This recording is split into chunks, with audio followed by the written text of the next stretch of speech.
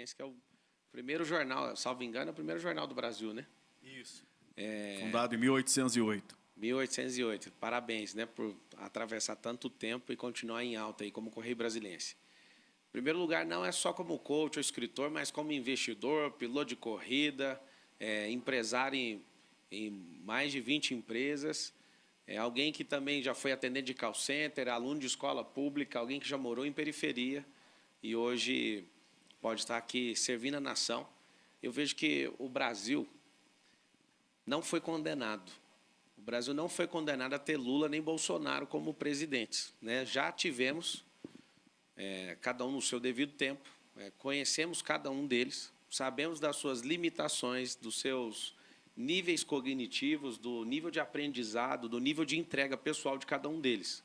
Mas existe um ar no país que aparenta que nós temos uma sentença condenatória transitada e julgada, que a gente é obrigado a escolher um dos dois.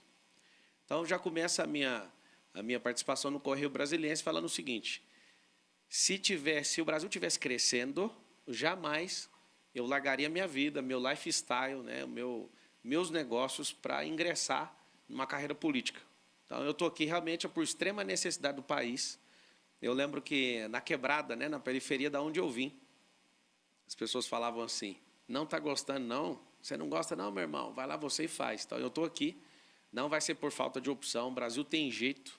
E eu vou mostrar para vocês, né, com humildade, com trabalho, com energia, que a gente pode levar o Brasil para o próximo nível. Pablo, em 2018, Bolsonaro se elegeu dizendo que ser a nova política, que enterraria a velha política, e na onda dele várias pessoas acabaram sendo eleitos para a Câmara e para o Senado, e a gente vê, quase 4 anos depois, que muitas dessas pessoas não engataram como políticos de verdade. A velha política voltou a dominar o cenário, são os caciques políticos que continuam dando as cartas, inclusive a gente vê o próprio presidente da República se filiando ao partido de Valdemar Costa Neto, que foi preso no Mensalão. O que lhe garante que você, se apresentando como novo, vai conquistar o voto do eleitor brasileiro? Tem duas versões do novo, né? Eu sou o caçula aí dos presidenciáveis. A Constituição Federal garante que quem tem 35 anos é nato, né, brasileiro nato, pode concorrer à eleição, à vaga de presidente da República. Então, eu tenho um novo de mudança de mentalidade, um novo de idade, mas eu não vim com essa promessa. Você começou a pergunta como se eu fosse o novo da política. Eu sei que existe um esforço muito grande de colocar nas costas do pré-candidato ou um candidato à presidência ou até um eventual presidente de querer promover uma política nova. Isso não é verdade. O problema da eleição é que a gente quer criar um discurso proselitista, um discurso com prolixidade para ver se enrola as pessoas. Não tem como alguém sozinho entrar e resolver um problema que a gente tem mais de 100 anos de política que está arraigado numa estrutura. A gente não tem essa promessa, tá? A promessa é o seguinte: a promessa é ser disruptivo, não enforcar a velha política, não ser contra o sistema. Porque você observa o seguinte: quando você é contra algo, você é anti alguma coisa, você para de edificar o que precisa ser edificado. É igual o hater na internet. Quando ele não constrói nada, ele tem tempo hábil, tempo suficiente para ficar atacando as pessoas. Então, você vê várias pessoas com essa promessa ela é vazia. Ah, vamos atacar a velha política. Como que você vai atacar o sistema de 100 anos? Você tem que aprender a construir. Se Bolsonaro fez essa promessa, você viu que ele não cumpriu. Eu vou te dar um exemplo. Pergunta para qualquer pessoa que gosta do Bolsonaro, ele não concluiu uma única obra que ele começou. Ele não tem uma única obra dele no governo dele. Alguém vai falar, mas ele está terminando a governo da Dilma. Não, a gente tem 20 mil obras paradas. Então, assim, ao invés de você ficar querendo combater um sistema, por que não termina 20 mil obras? Por que não acelera 100 mil projetos, né, que pode ir para a fase de execução? Isso eu estou falando só de infraestrutura. Então, assim, isso é uma balela. Tem um negócio na cabeça do ser humano chamado balelômetro. Todo mundo, quando ouve algo, eu mesmo não me comprometo, nem que você falasse para mim, vai crescer 2 pontos na pesquisa. Não interessa, não vou comprometer com algo que não existe.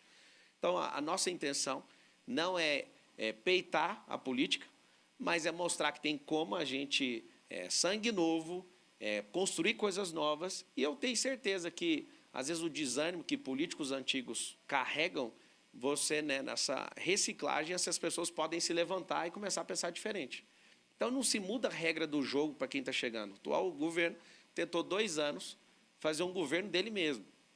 E aí tem uma maldição na nossa legislação eleitoral chamada reeleição. Essa é uma maldição que o Fernando Henrique conseguiu implementar no sistema eleitoral brasileiro. E essa maldição garante o seguinte, que qualquer cargo de executivo no país só consegue governar por 1 ano. O resto é renegociando a próxima candidatura. E aí a gente continua empurrando o Brasil com a barriga, e a gente não tem um projeto de país. E aí vem esse tanto de conversa mole que a gente já cansou. É por isso eu cansei como cidadão e estou aqui para ajudar a avançar nesse assunto. Mariana. O senhor, então, caso consiga se eleger, não concorreria à reeleição? Mais que isso, eu vou ofertar a reeleição, que essa é uma dádiva que todo presidente da República tem nas mãos. O Fernando Henrique sacou desse instituto, foi muito bem quando, né, o Plano Real deu certo. Então, ele entrou na cabeça de todo mundo e falou, vou fazer aqui um saque e eu vou me reeleger, conseguiu o apoio do Congresso e se reelegeu. O problema é o seguinte, todos os presidentes, essa vai ser a primeira vez que o presidente não consegue se reeleger, esse atual presidente. Então, a Dilma se reelegeu, o Lula reelegeu, o Fernando Henrique reelegeu. Você está dizendo que o Bolsonaro não vai se reeleger? Nem ele, nem o Lula vai sentar na cadeira de presidente da República. Nenhum dos dois. O Brasil tem jeito, as pessoas vão perceber que essa polarização é uma idiotice criada pelos dois. Os dois são personagens de um desenho animado que a gente assistiu na nossa infância, chamado Tom e Jerry. O Thomas é alguém que quer destruir a casa, e o Jerry, na verdade, é o rato que quer destruir a casa. Inclusive, é uma falta de respeito nenhum dos dois estarem presentes aqui num evento tão brilhante como o Correio Brasiliense, né? O jornal mais antigo do Brasil não teve o prestígio dos dois pré-candidatos que aparecem em primeiro lugar nas pesquisas. Qual que é o medo deles de estarem aqui? O Bolsonaro já falou que só vai participar de debate se for para o segundo turno. Ele está pedindo para não ir para o segundo turno. Não só isso, depois a gente comenta. Mas é o seguinte, qual que é a oferta? A gente pode falar de reformar um país, mas se a gente não reformar, tem uma mãe, né, dentro do Congresso, dentro do Parlamento, existe uma fala que é a mãe de todas as reformas, é a eleitoral. O presidente que tiver coragem de ofertar a própria reeleição, ele consegue mover a reforma eleitoral. Quando você conseguir entrar nisso, o país começa a reformar, de fato, né, a questão tributária. A previdenciária foi empurrada para a barriga, as 520 semanas, que são 10 anos, né, queriam reformar, o Guedes queria entrar nisso para os próximos 30 anos, mas vai ter que discutir daqui 2. A gente tem uma Constituição inchadíssima, você pega a Constituição Federal Americana, baixa o PDF das duas, eu te desafio a fazer isso agora, enquanto está acontecendo isso aqui, para você ficar assustado. Todo mundo me pergunta, todos os dias, o que você vai fazer com o STF? Não vou fazer nada, o STF é um poder que tem que ser respeitado e promovido, mas tem uma coisa que está errada. A Constituição Americana tem 13 páginas de PDF, a Constituição Brasileira tem 498.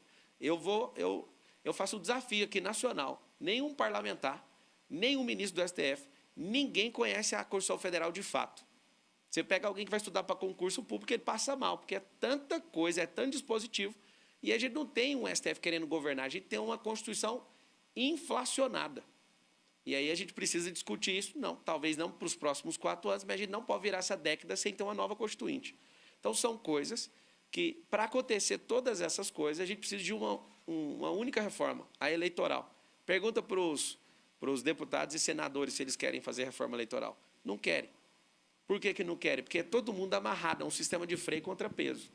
E aí, eu não só sou contra, mas eu já vou começar o discurso a partir de agora e me empenho a ofertar a reeleição para esse sistema funcionar. Se não tiver um presidente de coragem de fazer isso, a gente não consegue fazer reforma eleitoral. Pablo, boa noite. O PROS deve ter uma fatia generosa do fundo eleitoral. As projeções indicam em torno de 89 milhões para o partido. Quanto que pretende ser utilizado na campanha presidencial? E qual a sua opinião sobre o fundo eleitoral? Como você vê esse instrumento hoje na nossa política? Tá. Em primeiro lugar, eu peço para a minha equipe aí anotar uma tarefa para a gente ir no cartório e registrar isso, que eu acho que fica mais bonito. Eu não vou usar nenhum real do fundo eleitoral. Nenhum real não, nenhum centavo. Só que, estudando o fundo eleitoral, eu que sou jurista por formação, eu posso falar para você, o fundo eleitoral Na mini-reforma eleitoral, né, antigamente, você tinha uma empreiteira que doou pessoalmente 400 milhões de reais para um presidente que está concorrendo agora, que não veio na sabatina hoje, que é o Luiz. Recebeu 400 milhões de reais comprovado, via judiciário e tudo. Isso não é uma conversa fiada, né?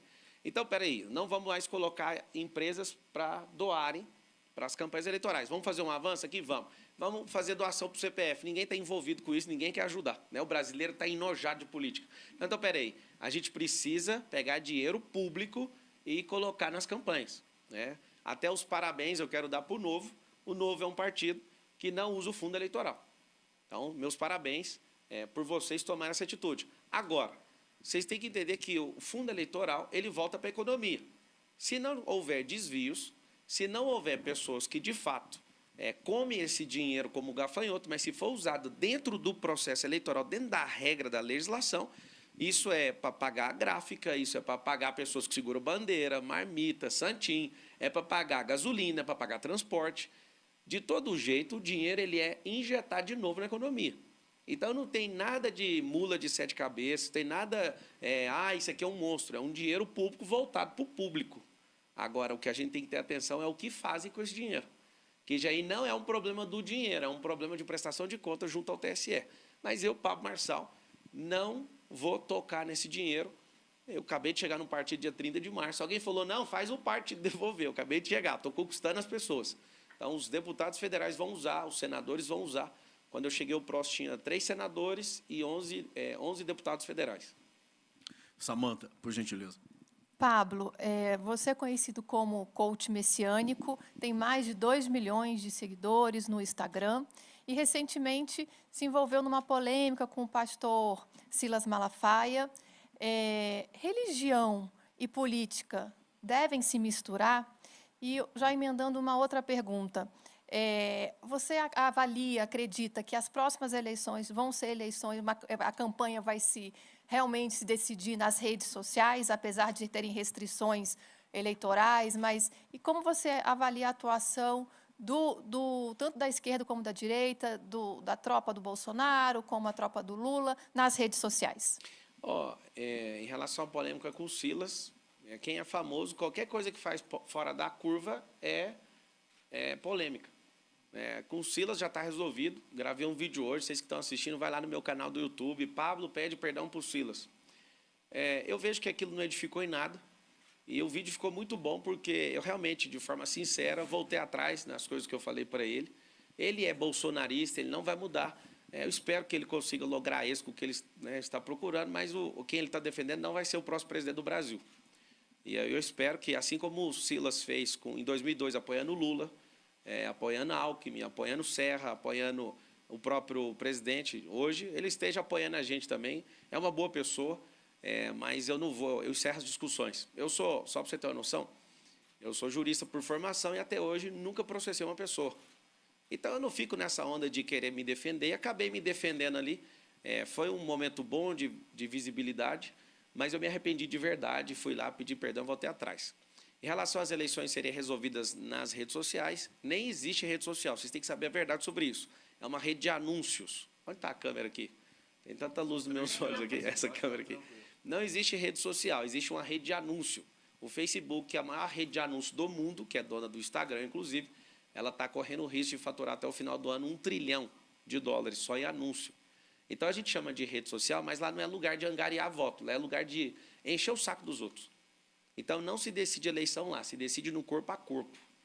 Eu gosto da narrativa dos bolsonaristas, que eles dizem o seguinte: quando o Bolsonaro sai na rua, todo mundo sai. E quando o Lula sai na rua, ninguém sai. Por que que na pesquisa o Lula está na frente, sendo que ninguém sai às ruas atrás dele? É porque a gasolina está cara, é porque acabou na reforma trabalhista do Michel Temer, que o juiz federal lá do Paraná, Marlos Meleque, ajudou e foi um dos reformistas. Ele colocou assim, não é mais obrigado o repasse de um dia de trabalho para o sindicato. O sindicato não consegue mais bancar o pão com mortadela. E aí o que acontece? Eles não têm carro, a gasolina está cara, não tem como incentivar, então ninguém sai. Só que ele tem um voto vingativo. São 100 milhões de pessoas que não estão nessa ondinha de eu vou me manifestar, mas no dia 2 de outubro eles apertam lá o número mais temido, o que mais roubou dinheiro desse país até hoje. né? Qual que era a terceira pergunta? Sobre essa questão da influência religiosa na política. Se religião e Não tem como política... separar, né? Você não separa. Se todo mundo deixasse todos os assuntos de lado e focar só no Brasil e na liberdade, a gente ia deixar de ser um país com a política ideológica e ia passar para a política lógica. Eu não sou de ideologia, eu não quero saber disso. Agora, o que não dá para você ver, por exemplo, pastores, igual o Bolsonaro está fazendo, sitiando o Ministério da Educação. Ele precisa de professor, de gente técnica. Pastor tem que cuidar de igreja. E o Silas, o grande problema que ele tem comigo é que ele não deixa eu prosperar falando, por exemplo, de Deus. Eu sou um brasileiro, sou livre e faço o que eu quiser. Agora, ele falou assim, ó, não mistura isso. E até fala que eu tenho uma habilidade, uma nobreza de rei e que eu não posso misturar com as coisas que ele faz. Aí o recado do pedido de perdão, eu falei para ele. Falei, você também não tem que se envolver com as coisas do rei, né? Que na democracia a gente chama de presidencialismo aqui no nosso país. E aí a gente precisa saber dividir as tarefas. Agora, não tem como separar a religião. Pra você ter uma noção. O cristianismo, que todo mundo acha que é religião, ele é um lifestyle, ele não é uma religião. Religião precisa de templo. Ser evangélico é uma religião. Católico é uma religião. O cristianismo, não. É tão interessante isso que a Constituição Federal ela é leiga e laica. E eu espero que ela continue assim. Até na próxima Constituição a gente tem que continuar com isso. Senão, a gente vai ter líderes religiosos querendo mandar no país. E a religião precisa ser tratada em loco, lá na sua pauta, nos seus costumes, na sua tradição. E o Brasil não tem que engolir tradição uns dos outros. É um país livre. O Brasil passa por um momento muito complicado, né? A gente está vivendo aí uma inflação altíssima, juros altos, recessão, desemprego, mais de 12 milhões de pessoas sem trabalho, sem perspectiva de retomada do setor produtivo e do consumo a curto prazo. Como é que você pretende, como presidente, recolocar o Brasil nos trilhos do crescimento, domar a inflação, baixar juros, criar emprego, distribuir renda e diminuir a pobreza? O Brasil voltou ao mapa da fome. Sim.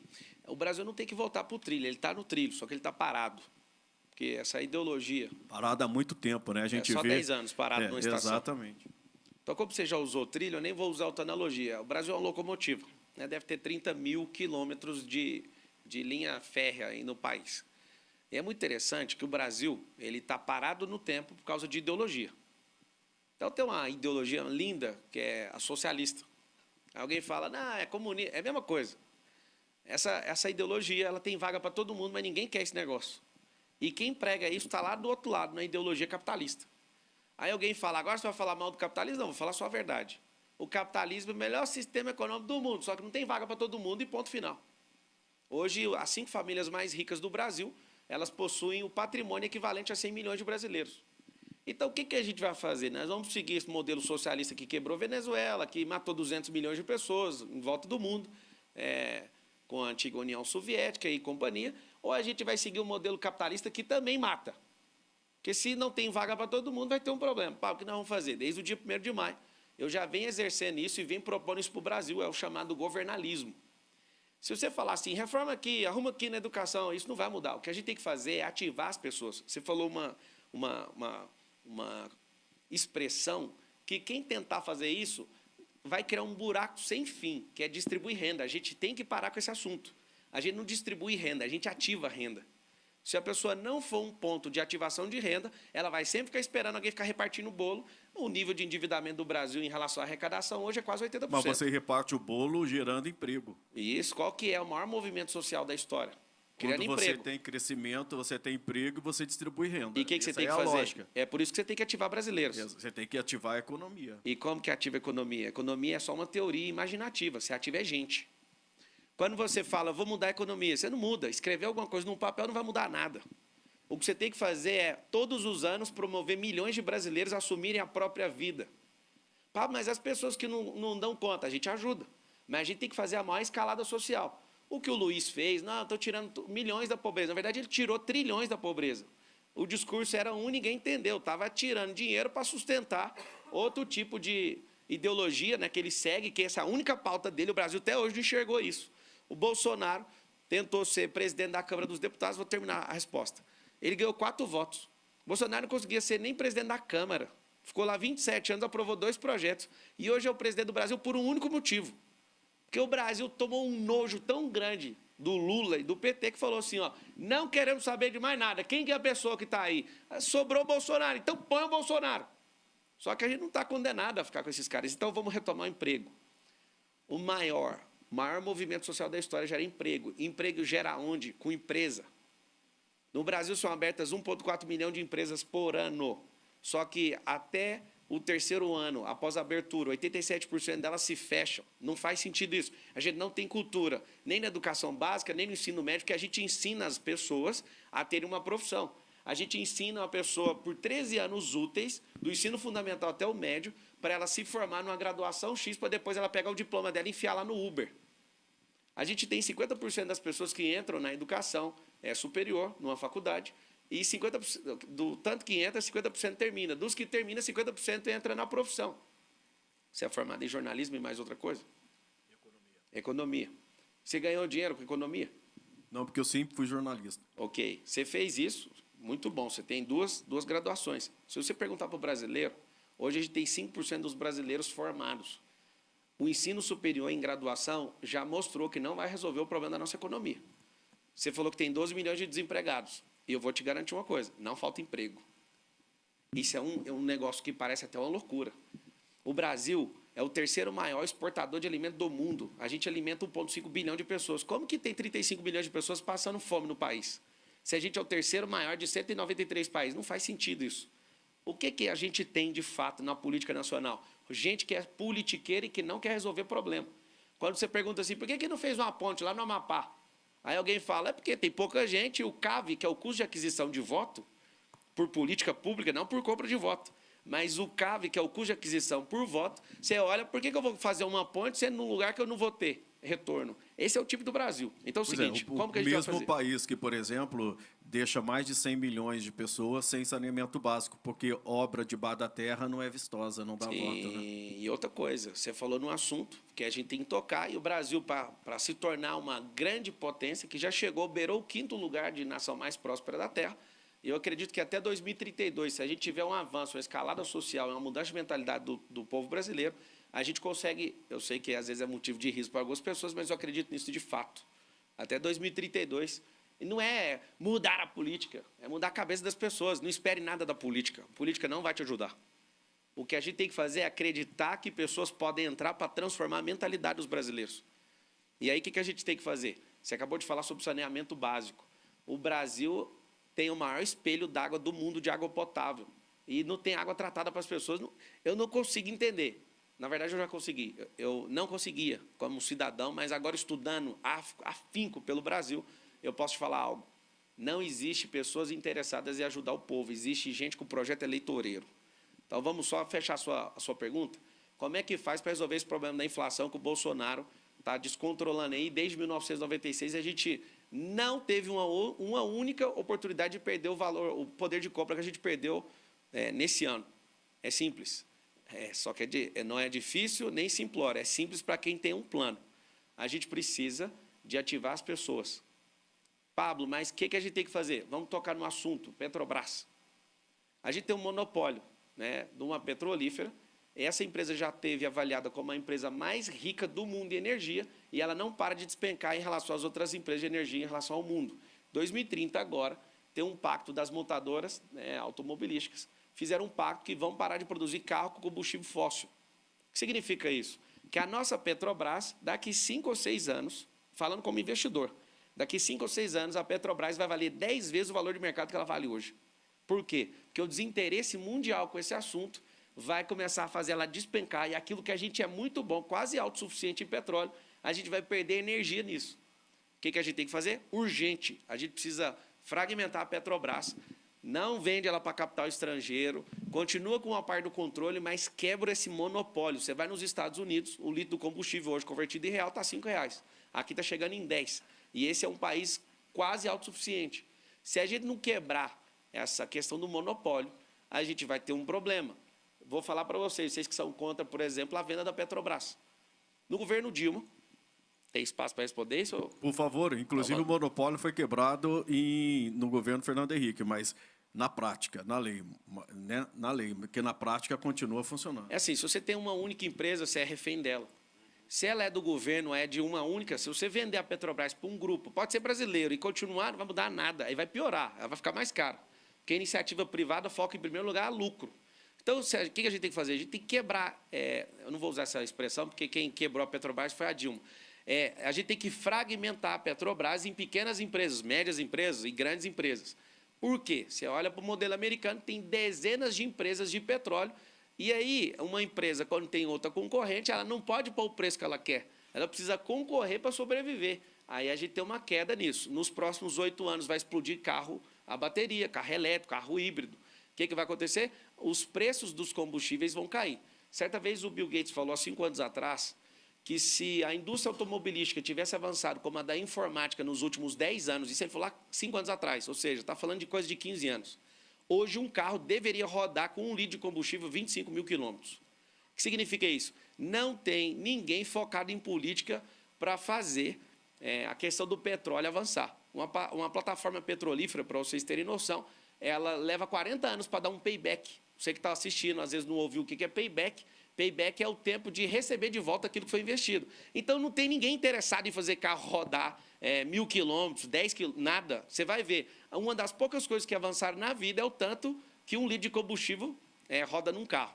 Então, para fechar isso, se a gente mexe na energia que move o país, os caminhoneiros carregam esse país nas costas, né, por causa, de fato, de lobby que a gente tem nesse país, a gente só roda através de estrada, a gente não tem conexão fluvial, a gente tem pouca ferrovia. E nas ferrovias que a gente tem 25 bitolas de trem diferentes, um trem que está no Espírito Santo não roda no Rio de Janeiro, é o trem mais louco do mundo. A gente tem um problema de energia. Então, se a gente resolve isso, a gente impulsiona a economia, gira a energia, a inflação desce. Só falando de combustível. A gente tem que colocar esperança no coração desse povo. A gente tem que pegar os produtos que estão travados e baixar ou cortar, inclusive, impostos de alguns produtos, que senão a gente vai travar a cesta de alguém que precisa de comer. A gente tem um problema sério no país, mas nenhuma solução, eu finalizo essa resposta, nenhuma solução que a gente tomar hoje vai mudar a economia daqui a 90 dias. A economia do Brasil é um transatlântico, não é um jet ski que você sai dando cavalo de pau. O Bolsonaro gosta de andar de jet ski, não tem nada contra.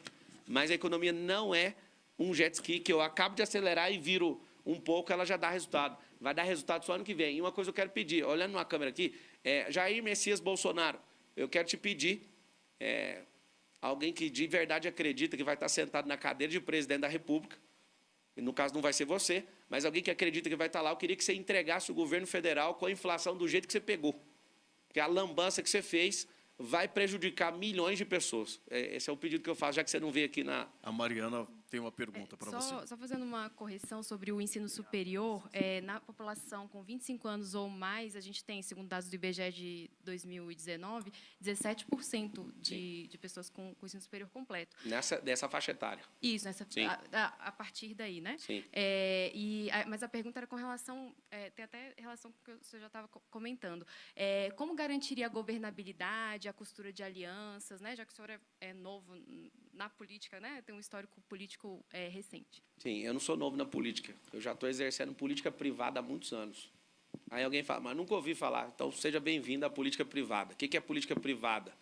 Abrir empresas, gerar renda, abrir postos de trabalho.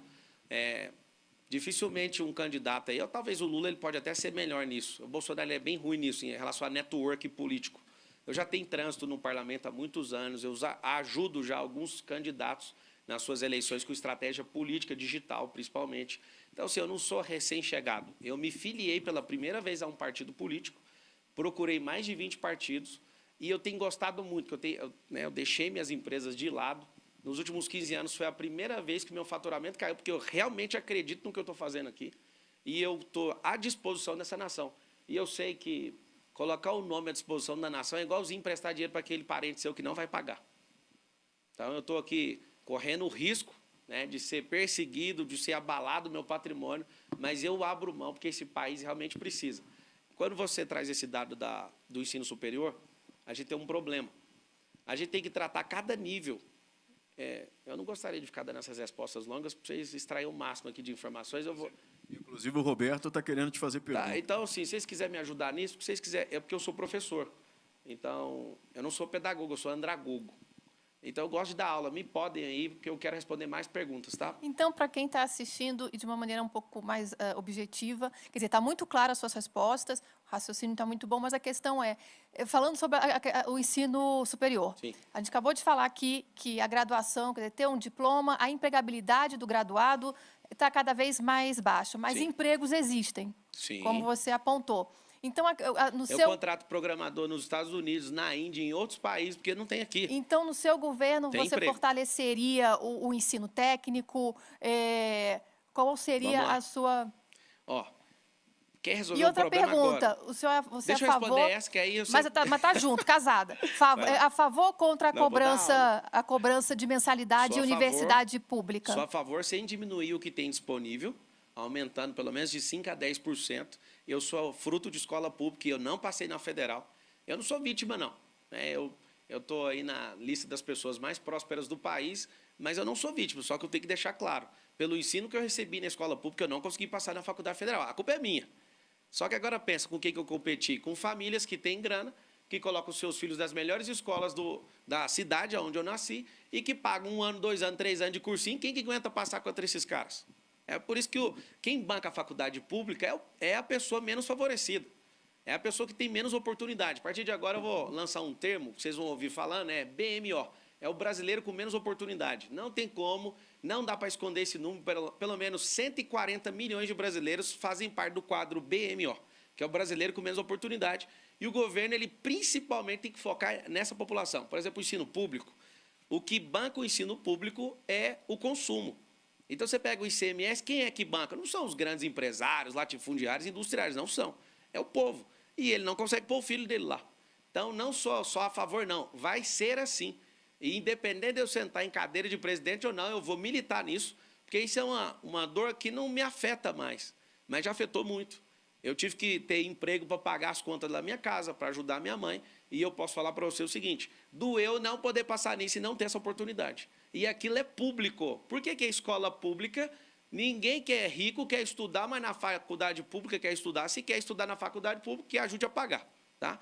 Qual que era a outra pergunta? Se no seu governo vai fortalecer o ensino técnico para poder ter esse casamento entre quem está procurando emprego e aonde está o emprego. Tá bom. O que é o problema? É como na Coreia, né? Sim. A gente tem um ensino básico e um ensino superior. A gente tem um ensino superior, ele tem que ser claudicante, como se fosse um animal de 3 pernas. Ele só tem o ensino superior hoje do Brasil é SACI.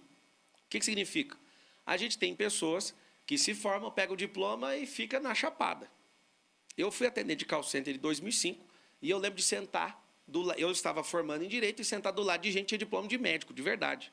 Gente que já era formada em Direito, gente que estava ali para trabalhar 6 horas para se bancar, tendo um diploma na mão, eu lembro disso. Eu falava, mano, mas como que o que você está fazendo aqui? Não tem oportunidade. Então, ter um diploma não significa nada hoje. O que a gente vai fazer? O ensino superior, a gente tem que pegar um negócio chamado ensino médio e virar uma rampa. E essa rampa tem que apontar para 3 direções, e a pessoa vai escolher. A gente está ensinando, gastando bilhões de dinheiro público para fazer alguém escolher uma profissão para o resto da vida. Isso não é correto. Isso, você pegar a Austrália, por exemplo, 70% da população na Austrália não quer fazer faculdade, não faz sentido. Aí o que nós vamos fazer? Hoje tem a perna, que é a letra G, de graduação. Aí você segue mestrado, doutorado, pós-doutorado e tal. Muito bom. Os principais empregos da nação precisam pegar esse canal. Então, você quer ser médico, tem que pegar esse canal. Né? Tem 500 mil médicos aí no Brasil, por exemplo. Quando você não quer seguir esse caminho, você tem que pegar o caminho da letra V, que é a virtualização. Tem 50 novas profissões virtuais, porque agora vai ter um surto de NFT, vai ter metaverso. A gente não tem mão de obra no Brasil, você tem que saber disso. Nisso não tem. Tem gente desempregada, tem tecnologia, tem vaga, e a gente tem que contratar gente de outros países para desenvolver tecnologia. Então, a virtualização vai ser a segunda perna do ensino superior. A terceira vai ser... Você já ouviu algum candidato falando a palavra empresarização? Já ouviu essa palavra? Pouco. Qual e candidato? Metaverso também é a palavra não querendo retrucar, mas qual candidato que falou empresarização? Você já viu algum falando? Não. Ah, tá. É o seguinte, você vai ouvir pela primeira vez empresarização. Vai ser a terceira perna do ensino superior. Por quê? Não adianta nada abrir 1,4 milhão de empresas e a maior parte delas fechar no 3º ano. Então, o Brasil não aprende nem no ensino infantil, nem no fundamental, nem no médio a empreender. Ah, você quer que todo mundo no Brasil empreenda? Não, eu quero que todo mundo saiba que tem como empreender. Então, a gente tem que dividir o ensino em 3. Todos são treinados para serem profissionais daquilo que quiser. Só que o ensino fundamental não é para jogar a pessoa para uma profissão. A gente tem que desenvolver habilidades.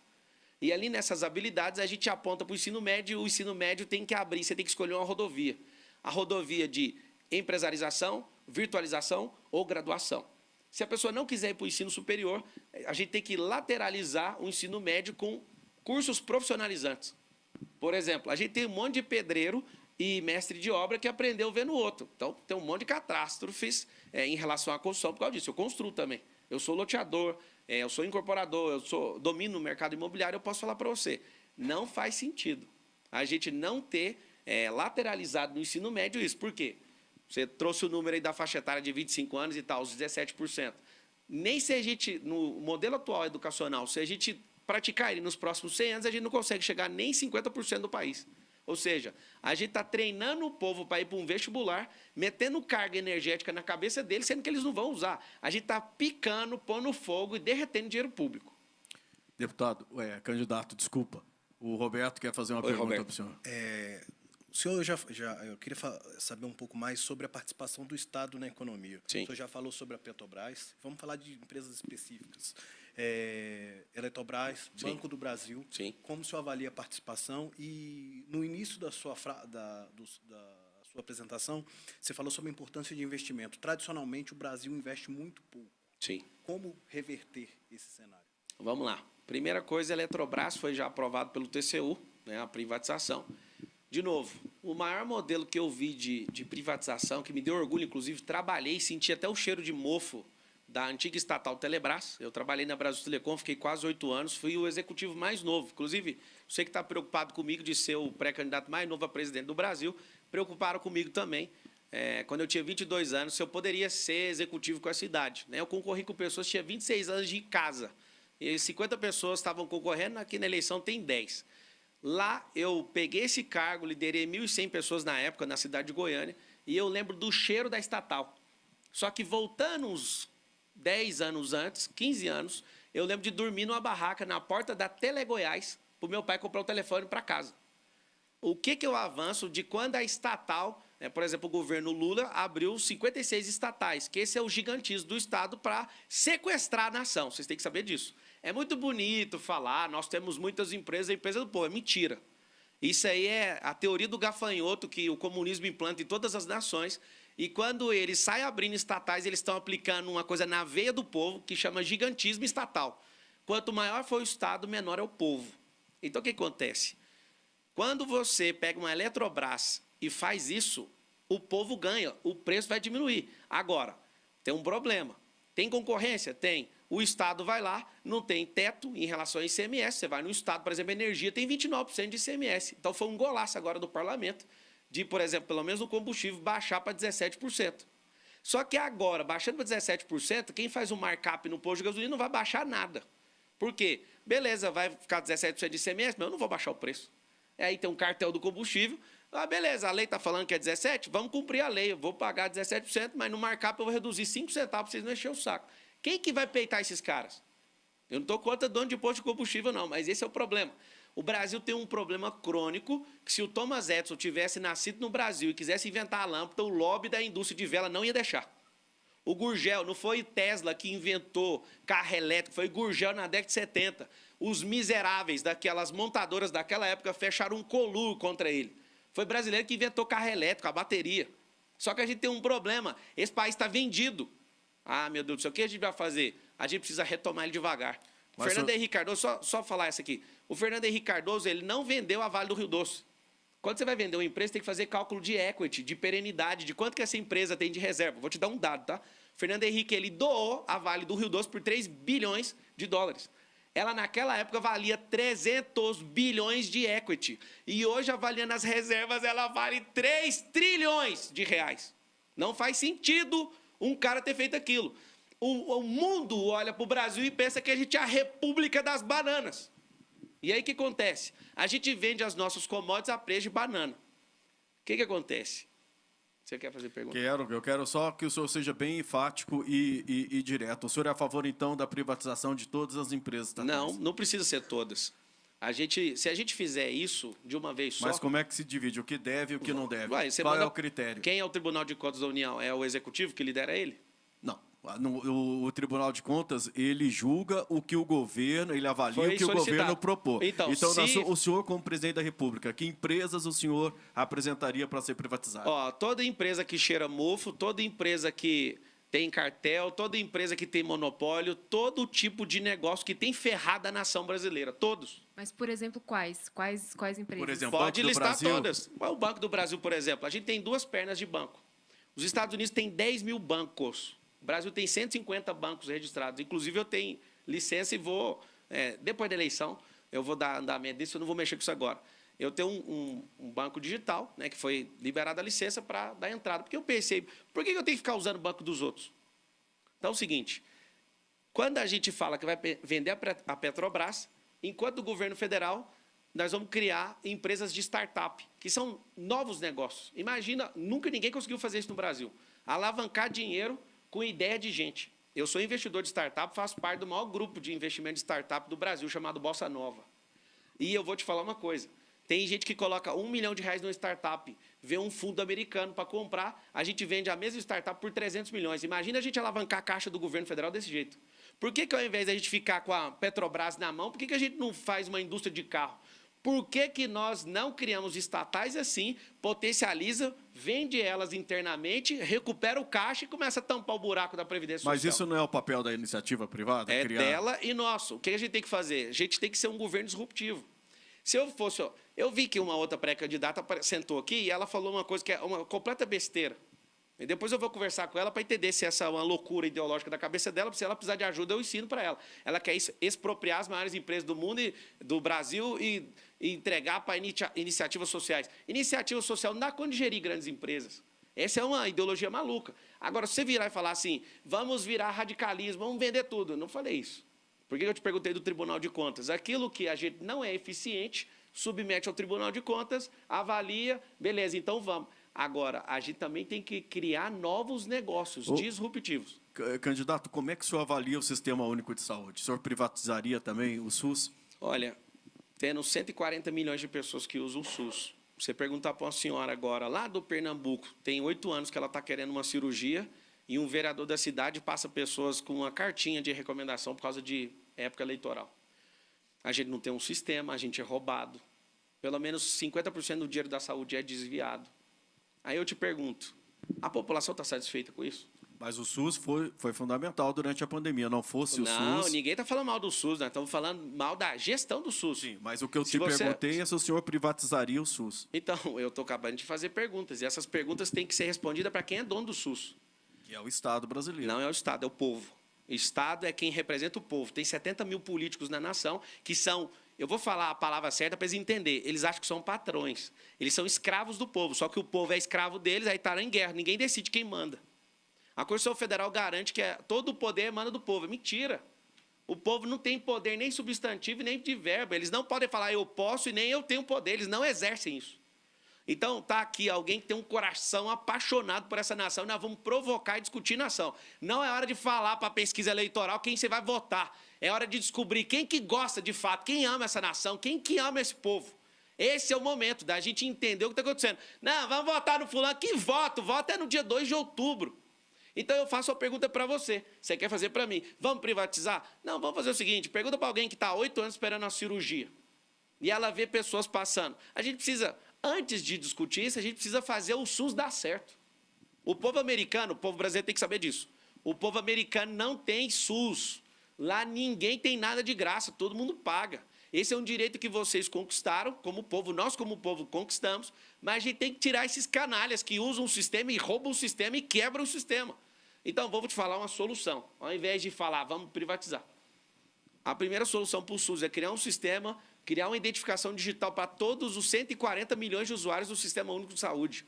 Se lá aparecer assim, ó, você daqui a 1 ano vai ser operado, daqui a 1 ano você vai ser operado. Sabe que só um pouquinho? Esse sistema existe, né? Ele só não é, às vezes que não quem tem computador cumpre para ser não, utilizado. não tem operador e ninguém tem vontade política para isso acontecer, só para você ter uma noção. A gente tem uma taxa de ociosidade que isso governo nenhum sabe medir. A gente tem uma taxa de ociosidade nos hospitais privados. Você que está me assistindo, você gostaria de tratar nos mesmos lugares que o Bolsonaro e o Lula? Eles são funcionários públicos, eles vivem de política há mais de 30 anos, e um, quando precisa, vai para o Albert Einstein. O outro, quando precisa, vai para o Sírio-Libanês. Tem como você, que é do povo, ir para lá. Sabe que jeito? Com voucher. Se a gente pegar a taxa de ocupação dos hospitais privados e a gente pega a fila infinita do SUS, que a gente acha que não dá conta de tratar, e começa a direcionar, isso já foi testado no governo de São Paulo, e a gente começa a testar e levar pessoas, por exemplo, a gente pode pegar a madrugada dos hospitais, dos melhores hospitais do país. Você sabia que sai mais barato para o governo federal pagar o voucher do que bancar esse sistema único de saúde? Então, a gente tem que continuar com o nosso sistema, enxugar ele, colocar tecnologia, criar uma identificação digital para todo mundo, porque tem outra tramóia.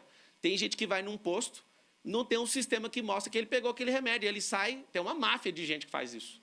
Ele vai em 10 postos de saúde e pega 10 remédios e precisa só de um. A gente é roubado de todas as formas, porque não tem dono no país, não tem gente que ama isso. Inclusive os planos de saúde, né, candidato? Porque muitas vezes o cara tem plano de saúde, sofre um acidente, é atendido pelo SUS e depois o plano de saúde não ressarce o SUS. Inclusive a dívida dos planos de saúde é enorme em relação ao SUS.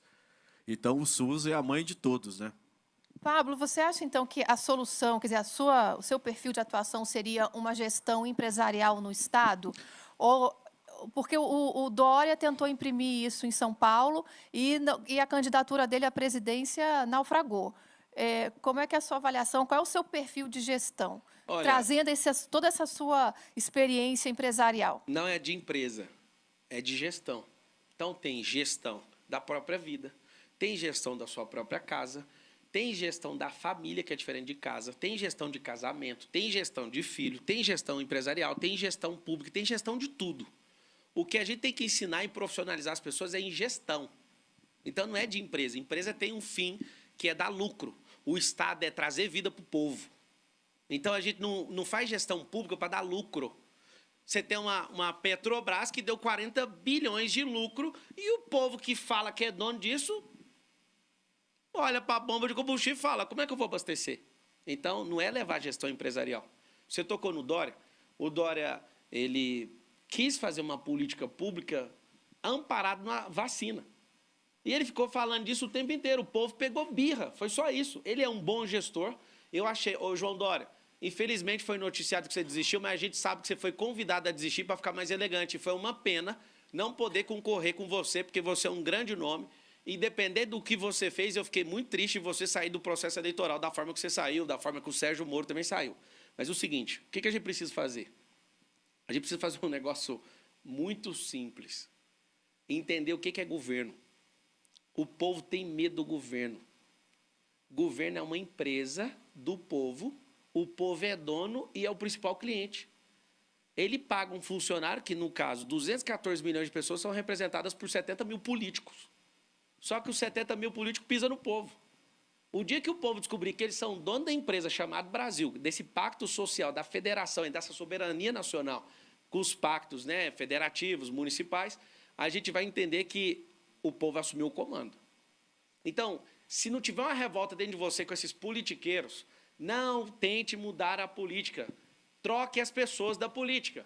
Esses canalhas, eles fazem vocês terem nojo de política por uma coisa. Se a gente é um povo que tem nojo de política, a gente vai ser governado por gente nojenta. Eu estive com quase todos os ex-presidentes do Brasil. Falta o Luiz, eu achei que eu ia encontrar com ele aqui hoje, o horário dele era 1 hora antes de mim. A Dilma e o Fernando Henrique, ele está se recuperando aí de um acidente. Eu me encontrei com todos eles e eu nunca vou esquecer da fala do Sarney, né, que já está bem de idade. Eu perguntei para eles, o que vocês fizeram de errado, o que vocês fizeram de certo, o que vocês queriam fazer que não deu tempo e o que você dá de conselho para o próximo presidente do Brasil. O Sarney falou o seguinte, falou assim para mim, Marçal, faça as pessoas gostarem novamente de política. Só que a gente está tão doido como nação, só de eu falar o nome do Sarney, alguém fala, o Sarney não presta. Respeita. O que não deu certo, problema, mas aprenda, eles governaram a nação. A gente tem que saber o que deu certo, o que deu errado. E eu estou na política justamente para isso. Trazer gente nova, sangue novo, trazer perspectiva nova. Não é para peitar a política, porque senão você faz igual o Arthur Duval. Alguém que fica enchendo o saco da política, apertando a mola, igual o Fernando Collor fez, igual o Dilma fez, igual todo mundo que quer ser antissistema e não produz, nada quer fazer. Quer enfiar a mão na mola, o sistema te joga para fora. Candidato, infelizmente o nosso tempo se esgotou. O senhor tem tem 2 minutos para fazer suas considerações finais. Por que o senhor acha que merece ser presidente do Brasil? Eu, Pablo Marçal, não mereço ser presidente do Brasil. Eu falo isso de verdade, eu não dormi nem um dia querendo, nem sonhando e nem pedi isso para Deus. Pelo contrário, eu faço uma oração sincera e abro ela aqui para vocês, para todo o povo brasileiro, aqui no jornal mais importante do Brasil, Correio Brasiliense. Posso falar para vocês o seguinte, que se levante alguém mais apaixonado que eu por esse país, que eu faço um compromisso público. Eu vou votar nesse presidente. Que seja homem, que seja mulher. Se alguém for mais apaixonado por essa nação do que o que está falando agora com você, eu posso estar concorrendo e posso estar em qualquer posição na pesquisa. Eu voto nessa pessoa. Não é tempo de você ficar investindo em quem travou o país. A gente não foi condenado. E eu faço um apelo para você, só para você usar a sua imaginação. O Brasil, a nação brasileira é uma garota jovem. E ela é sua filha. E você tem a oportunidade de entregar a mão dela para casar com uma pessoa. A pessoa que está cotada para você entregar a mão da sua filha é um cachaceiro, o maior ladrão da história da humanidade. Não vou falar nenhum nome, você já sabe. É alguém que não ama essa nação, já roubou os bens da sua filha e quer roubar de novo, inclusive vai roubar os seus agora, dos parentes tudo, para sustentar a ideologia maluca. Esse é o número 1. O número 2 é um adolescente desequilibrado que não mede as coisas que fala, sai desbaratinado da maior loucura da vida, é mão pesada e não vai honrar sua filha. Você tem que saber disso. Agora eu vou te falar, tem uma terceira pessoa, e você vai achar ela. É alguém que é apaixonado por ela, que está se ferrando, está baixando o nível de vida para ir atrás de confusão para salvar essa menina. Você pode muito bem escolher, não fica caindo em conversa de pesquisa. Não estou falando que a pesquisa está errada, a pesquisa é uma tendência de quem está desanimado. Ao invés de você acreditar em pesquisa, acredita no futuro do país e não tem nenhum pré-candidato falando disso. Eu sou o Pablo Marçal e eu me sinto angustiado de não poder ter falado nada aqui, mas eu agradeço o pequeno espaço. Deus abençoe o Brasil. Pablo Marçal, pré-candidato do PROS à presidência da República, muito obrigado pela sua presença aqui na sabatina do Correio Brasiliense. Espero que você possa participar da próxima. A gente vai fazer um breve intervalo. Nós temos depois, na retomada aqui, a candidata do PMDB, do MDB, Simone Tebet. Então,